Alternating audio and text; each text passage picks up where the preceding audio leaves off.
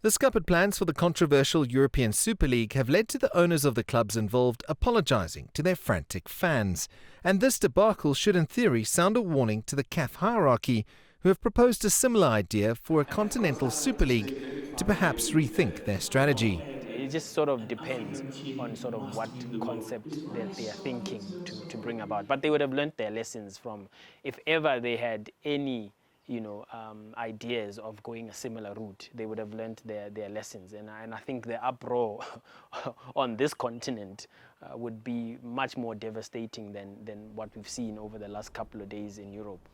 Former Fulham and South African national team goalkeeper Andre Arendse says the failed plans are a blessing in disguise, especially for the African players playing in the top clubs in Europe and England. It should be an eye-opener. It should be a lesson of some sort.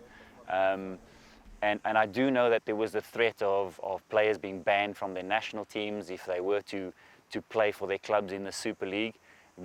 That would be absolutely disastrous for the African game. When you look at the quality that Africa has in European football, for example, it is always important for those players plying their trade at those big clubs to bring it back to their African countries. The burning question for many African football fans remain why the current problems, like a proper television broadcast deal and the fact that the continent doesn't have more places at the World Cup, have not been addressed by CAF's new leadership. No wonder Infantino takes time out of his busy schedule to come to Africa over the last two elections to try and have an influence, because he knows the power Africa holds, but yet we still have 5 sports. I think they should be working more to lobby that than to focus on more sort of money-grabbing methods.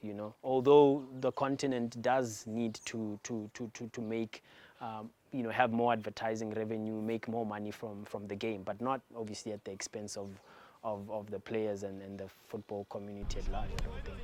We've got to look at the priorities and we've got to put those priorities in order of importance.